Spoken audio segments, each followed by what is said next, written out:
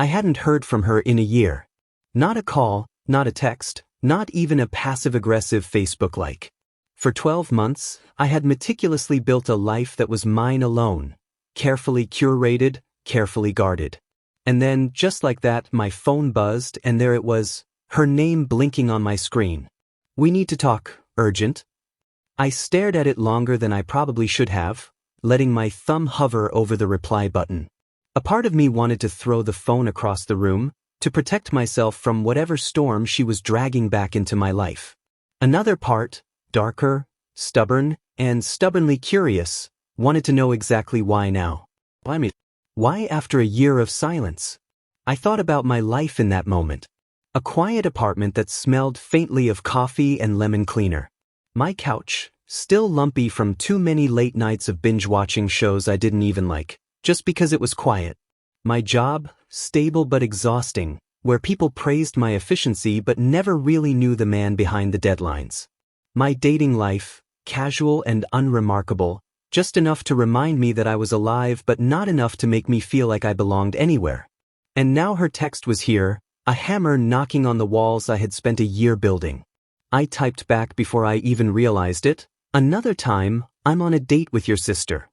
Humor had always been my shield, my way of deflecting the sting of pain and betrayal.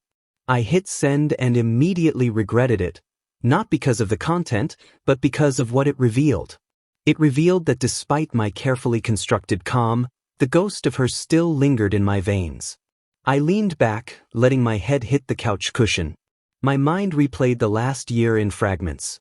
Nights spent alone with nothing but my thoughts, the quiet sting of loneliness balanced against the sweet relief of freedom.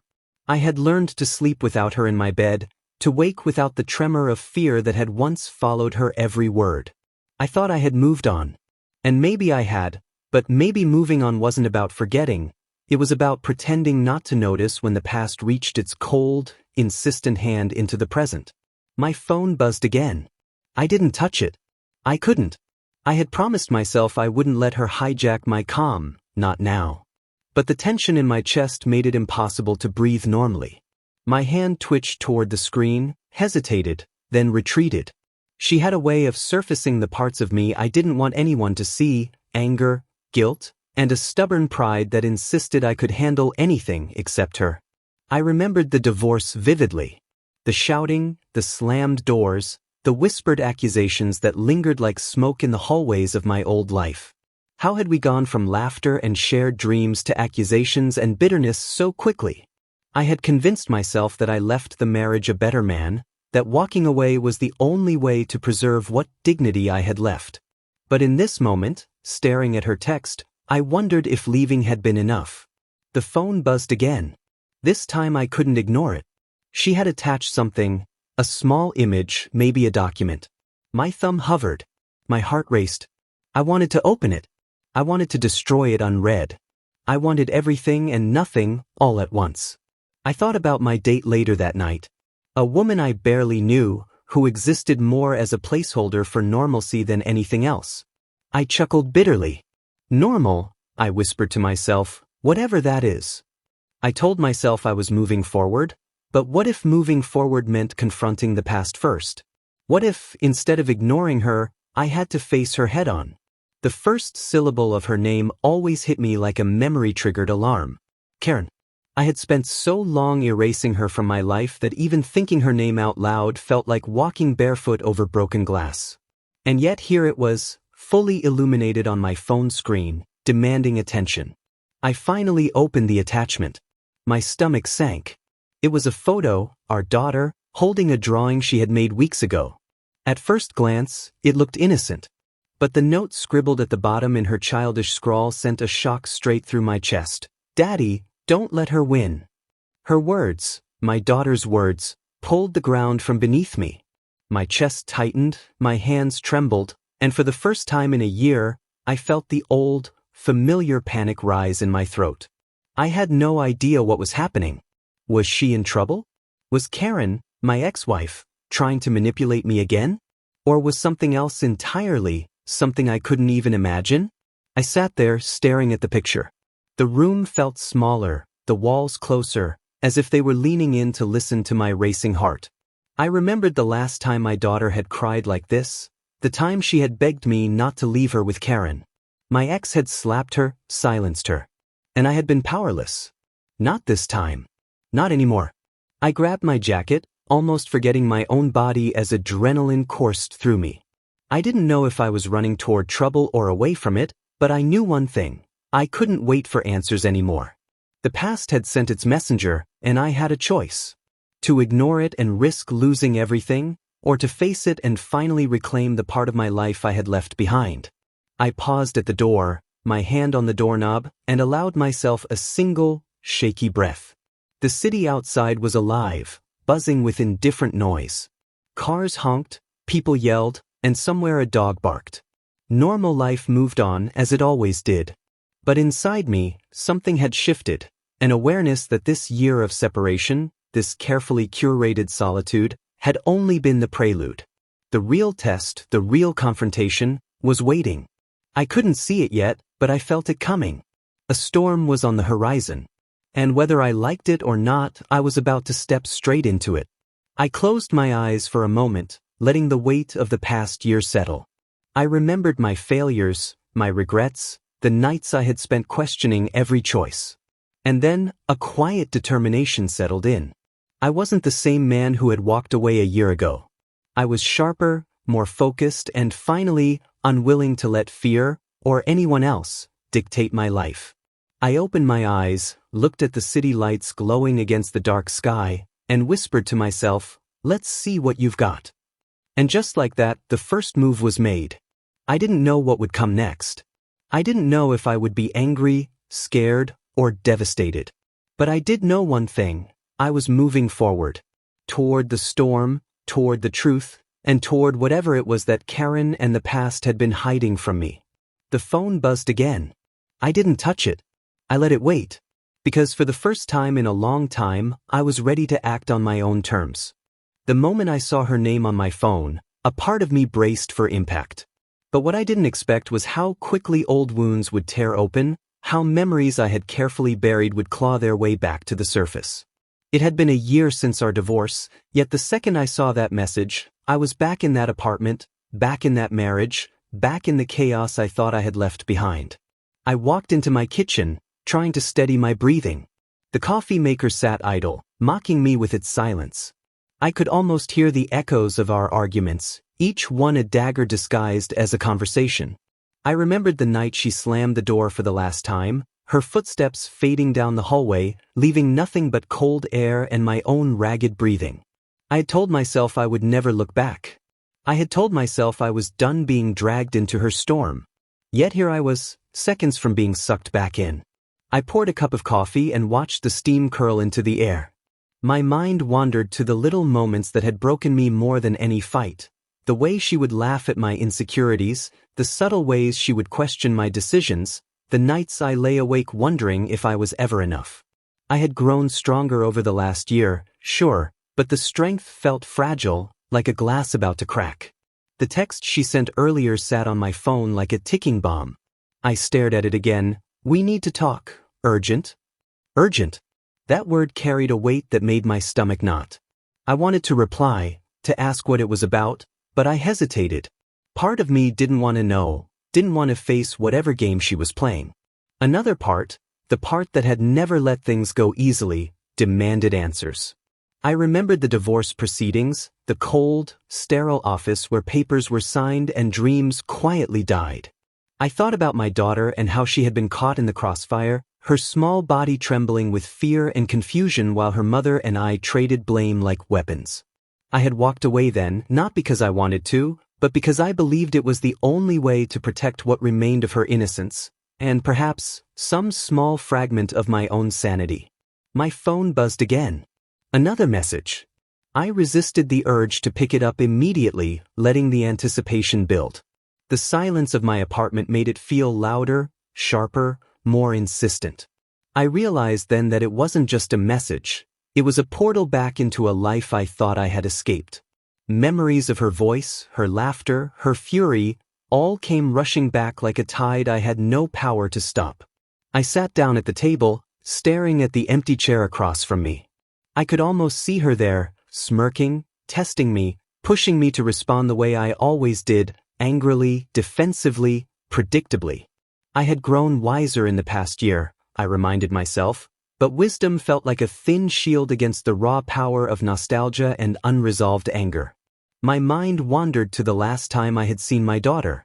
The image of her small hand in mine, pleading for me not to leave, still haunted me. I had promised her I would always protect her, and that promise now felt like a challenge thrown in my path. Had she been manipulated? Was she safe? I didn't know, and the uncertainty gnawed at me like a silent predator. I stood up and paced the apartment. The walls felt closer, the air thicker, as if my own memories had materialized to surround me. Each step was heavy, weighted with a mixture of fear, guilt, and lingering love I hadn't fully acknowledged. The text on my phone was no longer just words. It was a summons, a reminder that the past was never truly gone. It was waiting, patient, and relentless. I remembered my friends' warnings, the ones I had ignored because I thought I could manage my own life. Some things you can't fix, they had said. But some things demanded attention, and this, whatever she was pulling me back into, was one of them. I needed to understand what was happening, not just for me, but for my daughter. And maybe, in some quiet, stubborn part of me, I needed to face Karen one last time to reclaim the life I had fought so hard to build. The sun began to dip below the skyline, casting long shadows across my apartment. The evening felt like a pause, a breath before a storm. I made a decision then. I would confront the past, piece by piece, until I understood the full story. I didn't know what I would find. I didn't know if it would bring closure or chaos. But I knew that ignoring it was no longer an option. I grabbed my jacket again, feeling the weight of the day settle on my shoulders. My hands were steady now, my heart racing, but not with fear, rather with a grim determination. I would face her. I would face the memories. And most importantly, I would protect my daughter, no matter the cost. I took one last look around my apartment, a small sanctuary of solitude I had built over the past year. Soon, it would no longer be a sanctuary, it would be the launching point for a reckoning I had been avoiding. But I was ready. For the first time in a long time, I felt the familiar surge of control return. The past could come, but it would meet a man who had learned to fight for what mattered. I stepped out the door into the cool evening air, the city humming around me. Each step toward the unknown felt deliberate, measured, as if I were threading the needle between fear and courage. I didn't know what awaited me, anger, betrayal, revelations, but I knew I couldn't turn back. Not now. Not after everything that had brought me to this moment. The phone buzzed again in my pocket, but this time I ignored it. Let it wait. I was no longer reacting.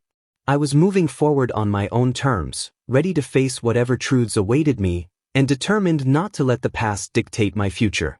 The first move had been made. Now, it was time to see how the pieces would fall. The first hint that something was off came in the form of a voicemail from an unknown number. I didn't answer it, of course. I never did. But the message lingered in my mind like smoke from a fire I couldn't see. The voice on the other end was distorted, almost mechanical, but the words were clear. Watch your back. She isn't who you think she is. I froze, gripping the phone as if it could protect me from the unease crawling up my spine. I tried to convince myself it was a prank, someone playing games. But deep down, I knew the moment I had feared was arriving. The past wasn't just knocking anymore. It was barging through the door. The life I had slowly rebuilt over a year suddenly felt fragile, like glass teetering on the edge of a table. My apartment, once a haven, now felt like a trap. Shadows seemed to linger longer. Footsteps outside my door felt deliberate. Every sound was amplified, every distant honk or siren a warning I couldn't ignore. I realized I hadn't just been summoned to deal with Karen. I was being pulled into a much larger web, one that threatened not only my peace but my safety. At work, the tension followed me like a shadow. The emails were more frequent, the meetings sharper, colleagues subtly cold, almost distant. I prided myself on being methodical and dependable, but lately, the foundation of that image felt cracked. One slip, one misstep, and everything I had built could crumble. And somehow, I had a creeping suspicion that the past wasn't just personal, it was professional too. I replayed the voicemail in my head countless times, analyzing each syllable, each pause, searching for clues. Who had called? Was it Karen or someone else? And why now? My mind raced through possibilities, each more unsettling than the last. I had spent a year trying to separate myself from her, from the chaos. Now, it seemed chaos had followed me, unwilling to let me go. When I got home that evening, I noticed subtle changes in my apartment. The mail was slightly disturbed, a chair wasn't quite where I remembered it. My pulse quickened. Was I being watched? Was someone inside while I was gone? The thought made my stomach twist. I had always been careful, always alert, but this was different. This was deliberate, precise, personal. I went to the window and looked down at the street, trying to calm my racing heart. People walked by, indifferent to the world I was suddenly trapped in. The city moved on, unaware of the storm brewing in my own life. I envied them for their oblivion, their simplicity. Meanwhile, I was navigating a minefield where every step could ignite a new disaster. The phone buzzed again. Another text, this one brief and chilling. Time is running out. Trust no one. My hands trembled as I read it, my mind spinning. I didn't know what it meant, who it was from, or what it was referencing. But I knew one thing. I couldn't ignore it. The past had turned into a threat, and I needed a plan. I started retracing my steps over the past month. Who had contacted me? Who had noticed my routines? My friends, my colleagues, even my dates. Could any of them be involved? Suspicion wrapped around me like a cold cloak. I realized that trust, something I had always taken for granted, was now a dangerous luxury. I had to rely on my instincts and instincts alone. That night I barely slept. Every creak of the apartment, every distant sound, seemed magnified. I reviewed every message, every call, every interaction from the past week, searching for patterns, for anomalies. The tension gnawed at me, mixing with memories of Karen and the chaos she had left behind. It wasn't just nostalgia anymore, it was survival. I remembered my daughter, her innocent face, her small hand clutching mine during the final days of our family life. I had promised to protect her, and that promise felt heavier now than ever. The threat wasn't abstract, it was real, immediate, and personal. And it wasn't just about me anymore. It was about keeping her safe, about making sure she didn't get caught in the crossfire of whatever was coming. By morning, I had a plan, tentative and fragile, but a plan nonetheless. I would be vigilant, observant, cautious. I would track anomalies, pay attention to details, and confront the unknown head-on. I had learned over the past year that running away never solved anything. Confrontation, careful and deliberate, was the only way forward. And yet, even as I steeled myself, a part of me feared what I might uncover. The past had a way of twisting reality, of hiding truths beneath layers of lies and deception. What if this threat wasn't just about Karen? What if it was something bigger, something I couldn't control? I took a deep breath, feeling the tension in my chest loosen slightly. I wasn't powerless. I had survived a year of emotional upheaval. I had learned to trust myself again. Whoever was coming, I would face it. With clarity. With precision. With determination. The phone buzzed once more. I ignored it, letting it lie silent in my pocket. I didn't need to react yet. The first moves were being made, but the real game had just begun.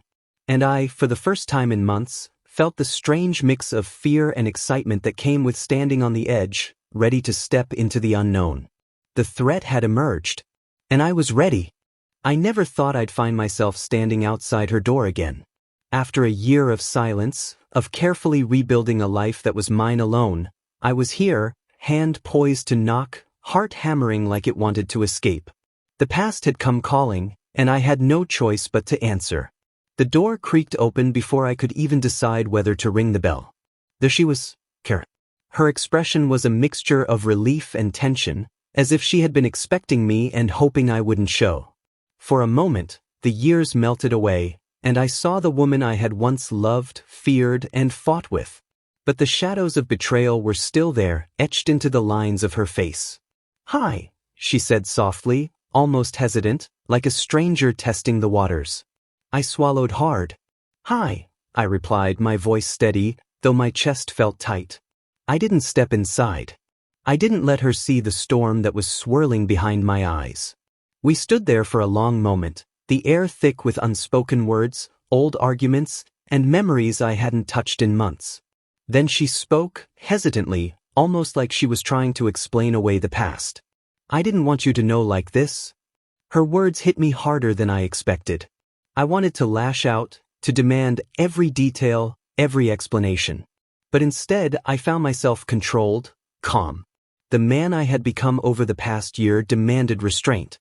"I deserved the truth, not games," I said quietly, each word deliberate, heavy with meaning. We moved inside, the apartment familiar yet foreign. It carried the scent of her, lavender and something faintly metallic. My memories crowded in, arguments shouted across the room, laughter that had felt like a promise, nights where every touch carried love and frustration in equal measure. Now, every memory felt like a challenge, a test of how much I had truly grown. She led me to the kitchen table, where the atmosphere was tense, almost ceremonial. She placed a folder in front of me, sliding it across the surface with careful hands. I opened it slowly. Inside were documents, photographs, and notes, evidence of schemes, of lies, of manipulations I had never suspected. My eyes scanned the pages, and with each revelation, my chest tightened. The past had been more complicated, more dangerous than I could have imagined.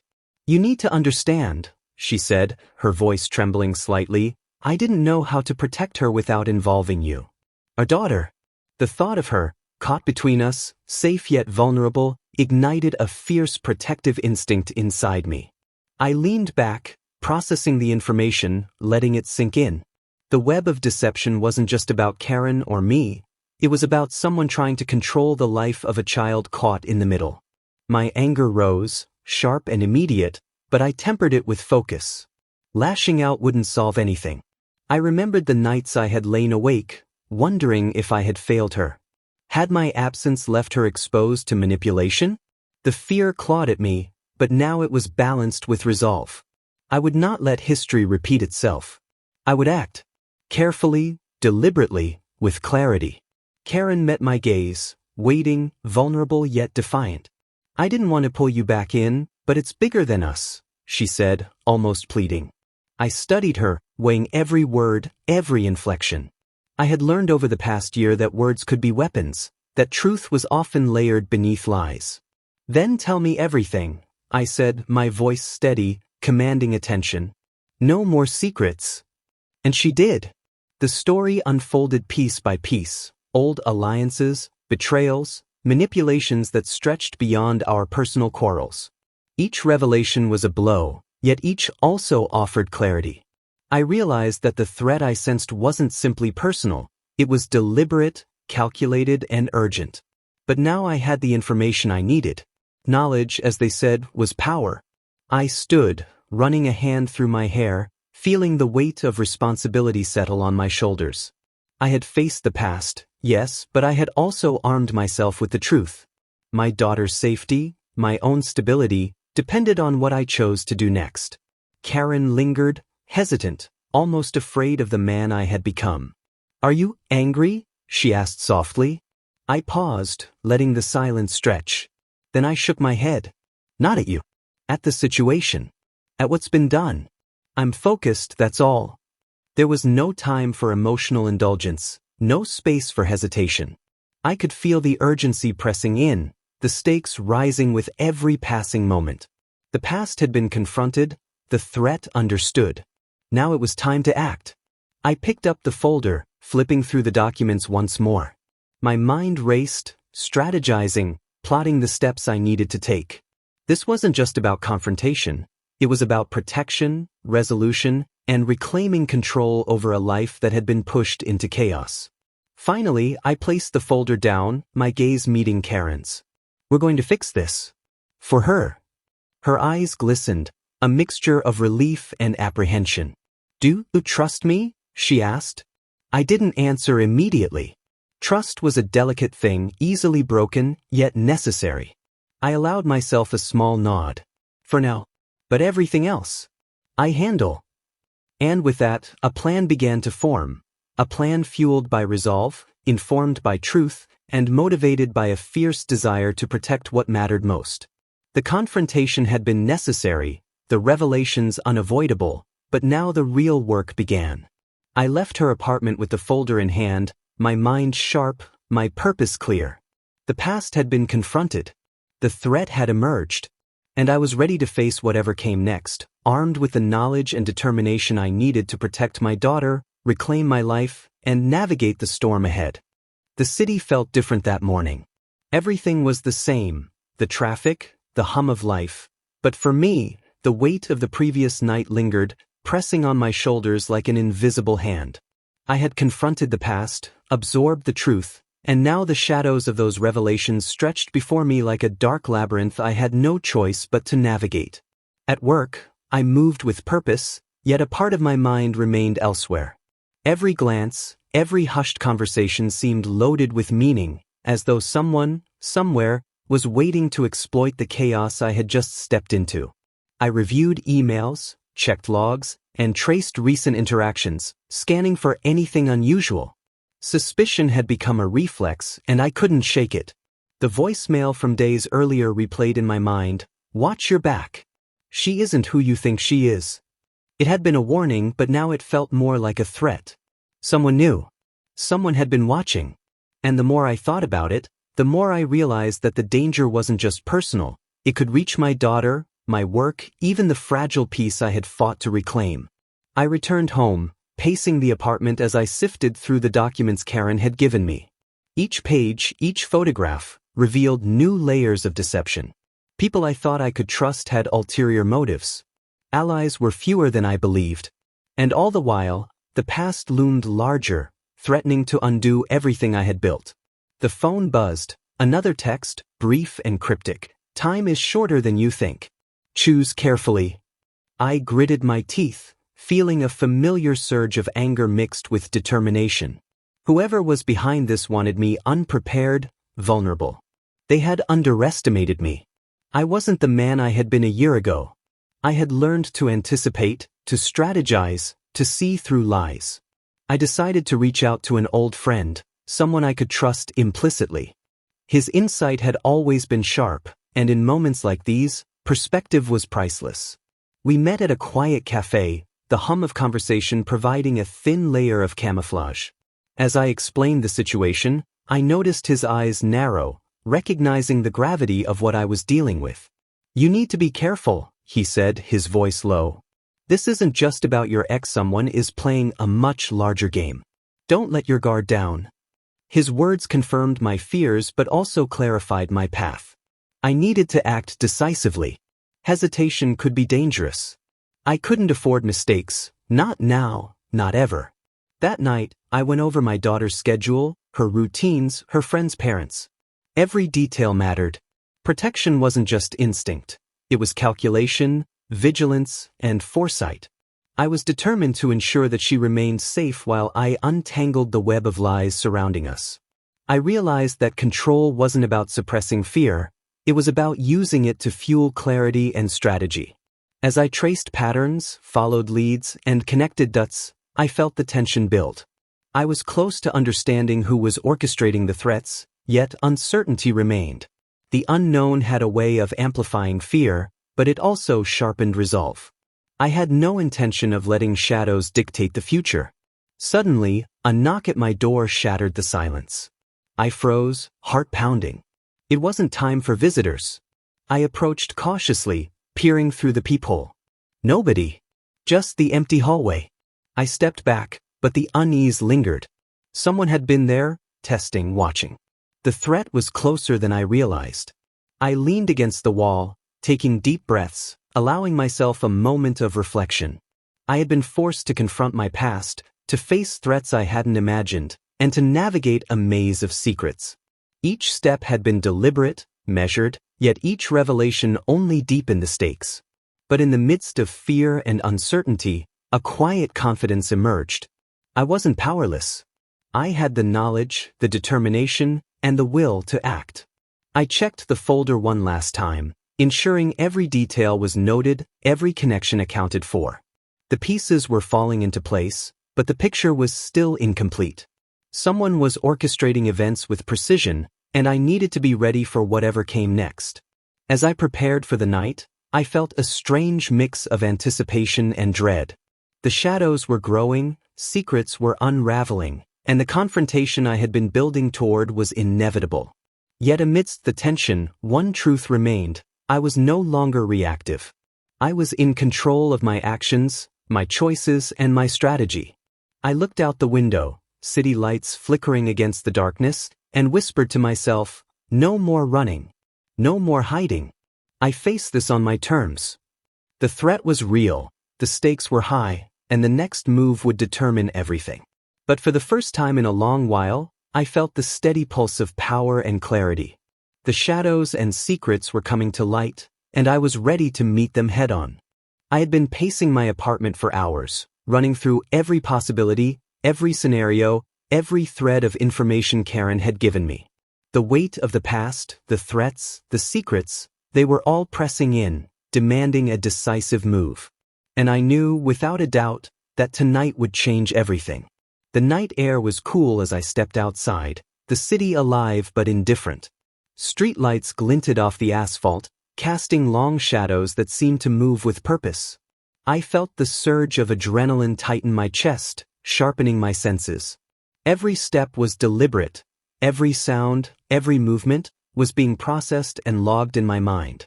I wasn't just reacting anymore, I was anticipating. I arrived at a small, secluded cafe, the kind that went unnoticed by most. My informant was already there, sitting at a corner table, his posture tense but controlled. As I approached, he looked up, eyes narrowing. There was an urgency in his gaze I hadn't seen before. "You need to act tonight," he said, voice low. "Everything is converging. The longer you wait, the harder it gets." I nodded, letting his words sink in. It was time to make decisions, to act with precision, and to face the threats head-on. Hesitation had brought me nothing but tension. Action was the only path forward. We discussed the plan, every detail laid out with care. Routes, contacts, timings, contingencies, all mapped meticulously. My mind was a whirlwind of strategies, each one designed to protect my daughter, reclaim control, and confront the shadows that had been dogging my life for months. Every decision mattered. One misstep, one lapse in focus, and everything could spiral out of control.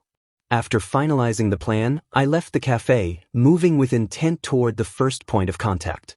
My heart pounded, not with fear, but with anticipation. I had spent months preparing for this moment, an emotional crucible that would test my instincts, my resolve, and my ability to protect what mattered most. Back in my apartment, I ran through my mental checklist: daughter's routines, potential threats, allies, and enemies. Everything had to be accounted for.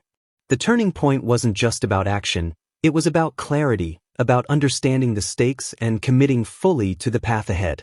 I had no room for error. Then came the call. A distorted voice on the other end: "We know you're moving. Stop now or there will be consequences." My pulse quickened, but I didn't flinch. I had anticipated confrontation. Threats were part of the terrain, and I had learned to navigate them. "I'm not stopping," I said firmly, letting the words carry the weight of certainty and purpose. I felt the shift immediately. The threat had escalated, but so had my readiness. I was no longer the man overwhelmed by Karen's games or haunted by the past. I was focused, vigilant, and prepared to confront whatever had been orchestrated behind the scenes. The streets outside my apartment seemed charged, the usual city noises fading into the background as my mind honed in on the task at hand. Every decision, every step, every heartbeat was aligned with one goal: to act decisively and reclaim control.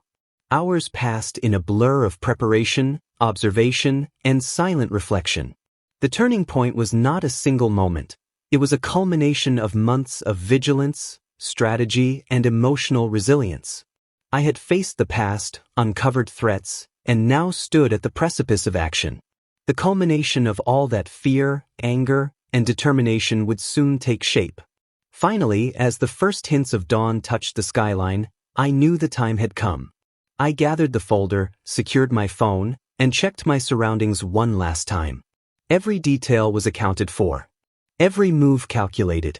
I took a deep breath, feeling the calm determination settle in my chest. The turning point wasn't just external, it was internal. I was ready to face the consequences of the past, confront the threat, and protect my daughter. Everything else would follow.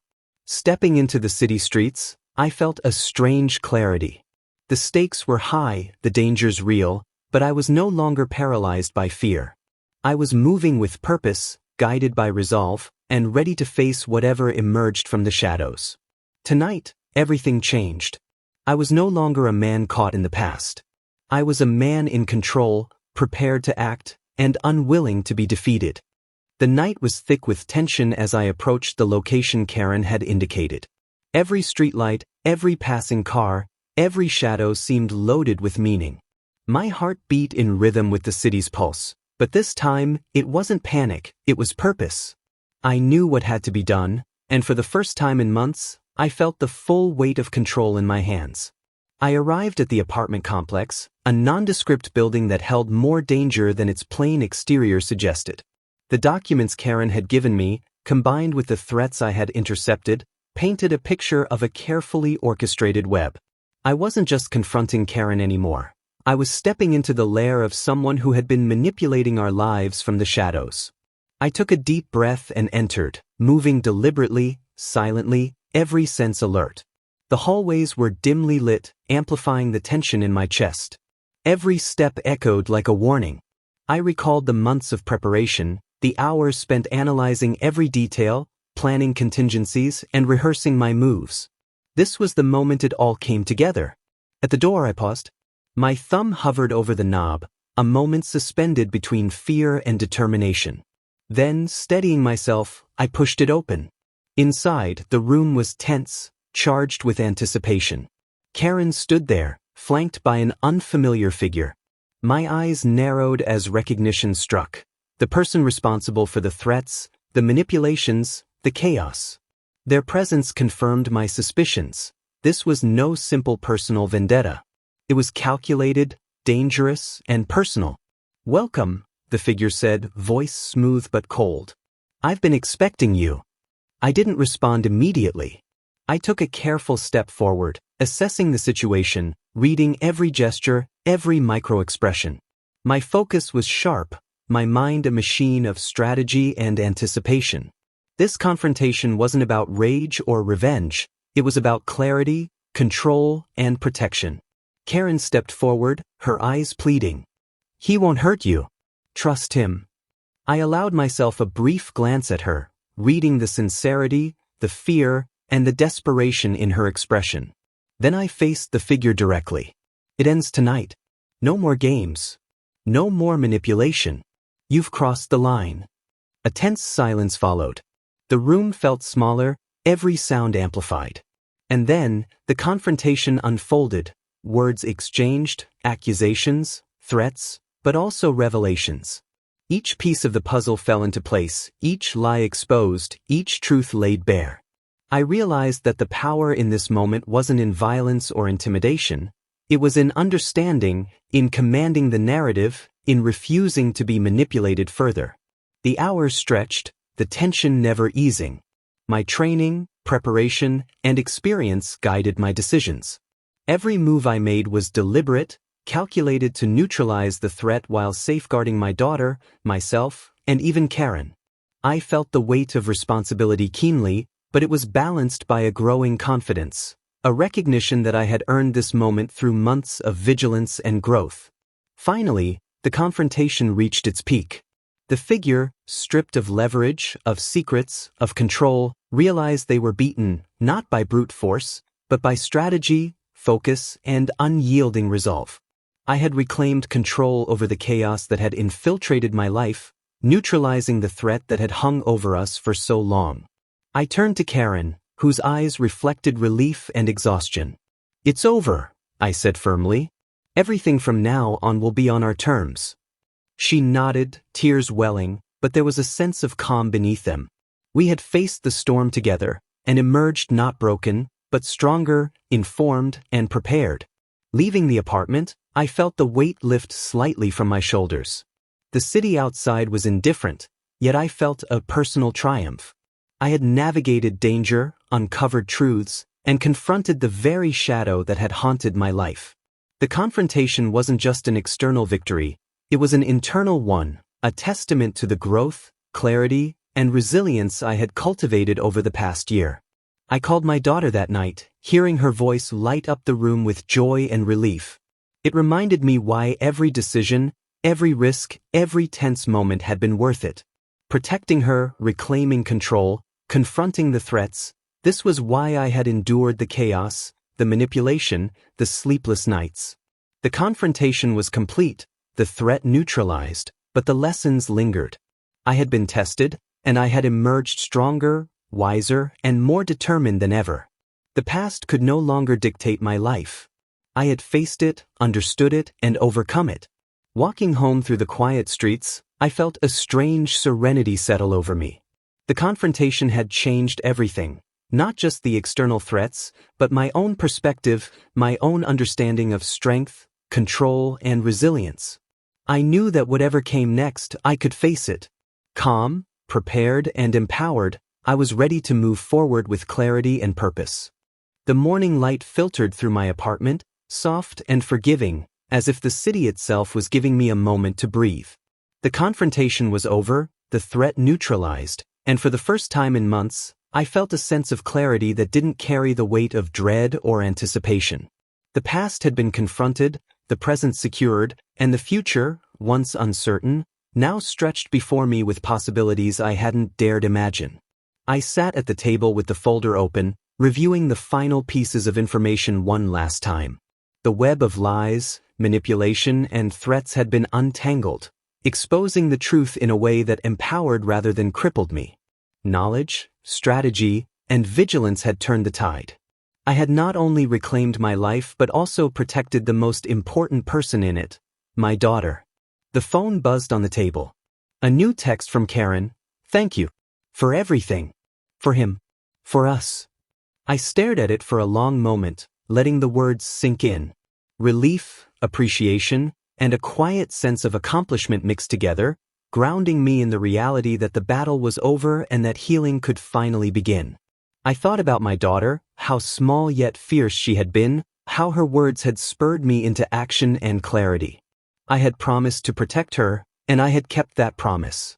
That promise, that responsibility, had been my compass through the darkness. The weight of it still rested on my shoulders, but now it was balanced with pride and purpose. I made my way to her school, anticipation and nerves warring within me. Seeing her running toward me, eyes bright and laughter unrestrained, I felt a surge of emotion I hadn't allowed myself to feel in a long time. She leapt into my arms, clinging tightly, and in that embrace, I realized that the battles I had fought, both internal and external, had led to this moment of unfiltered connection and safety.